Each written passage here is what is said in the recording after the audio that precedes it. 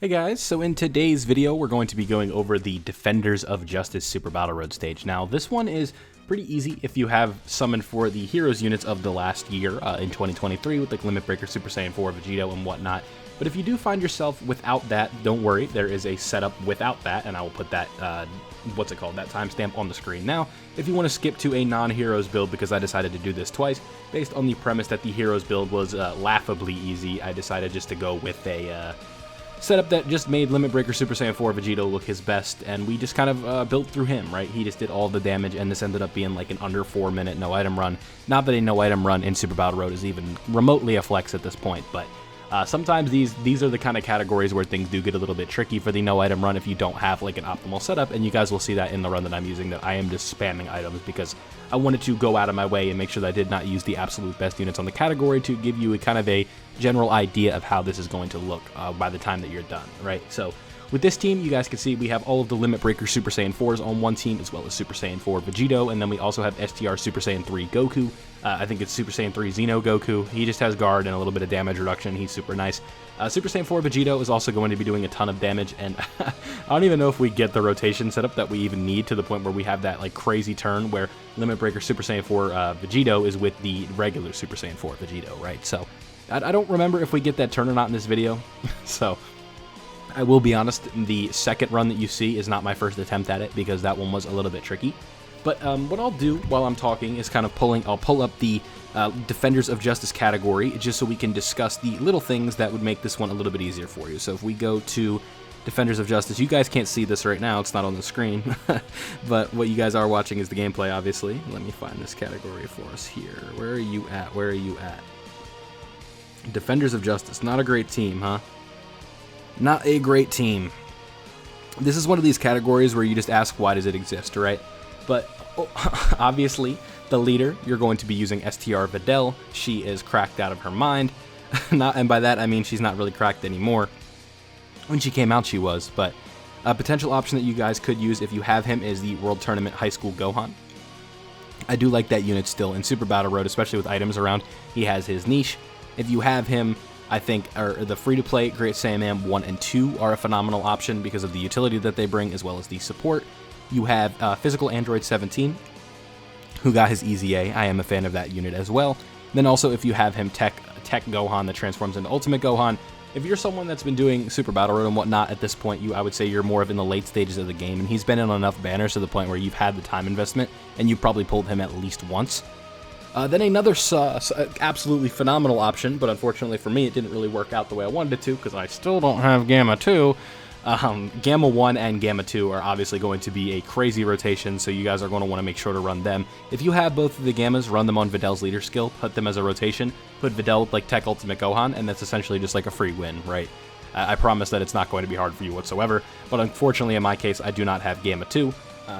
If Tech Jiren would have EZA during the 9-year, that would have been like a cool option to bring, but not really going to be working out very well.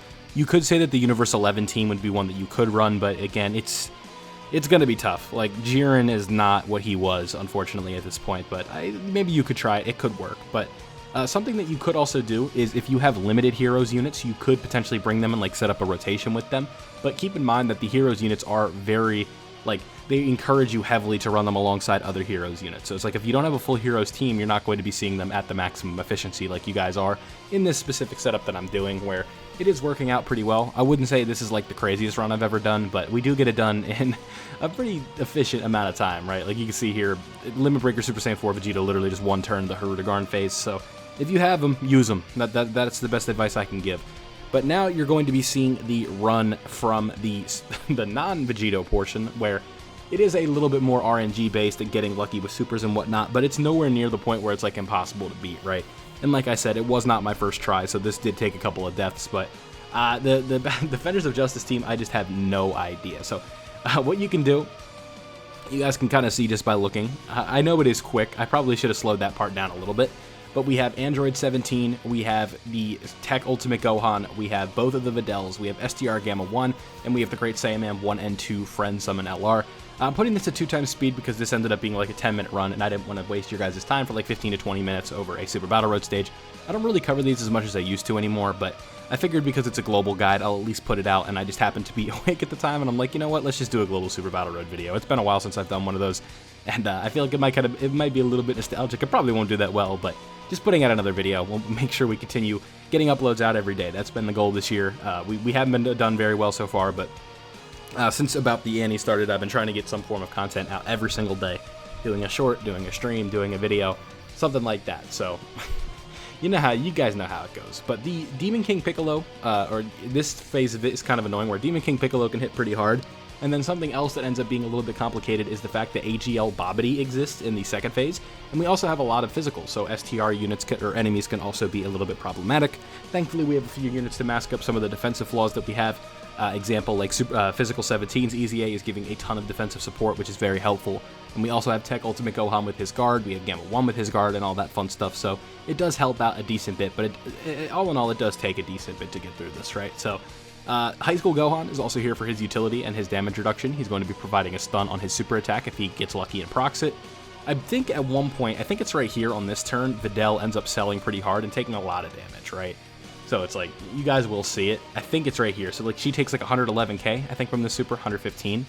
Then she does her thing, and I believe she gets supered again because I kind of looked away at my computer, and then I looked back during the run, and she had taken a ton of damage. So I think this Deborah does do a decent number on her. Yeah, 254. So at this point, I'm thinking like, oh no, like our health is down bad, right? This is where maybe like a Ghost Usher would be an item or something that you could use, but just keep that in mind as you are doing these runs, that these little things can happen, and they end up making things a lot more difficult than they need to be.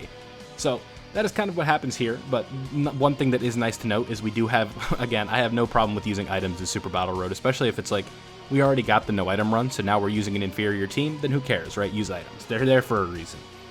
I don't really see much of a cool kid card for no iteming a garbage Super Battle Road stage for a shitty team like this, right?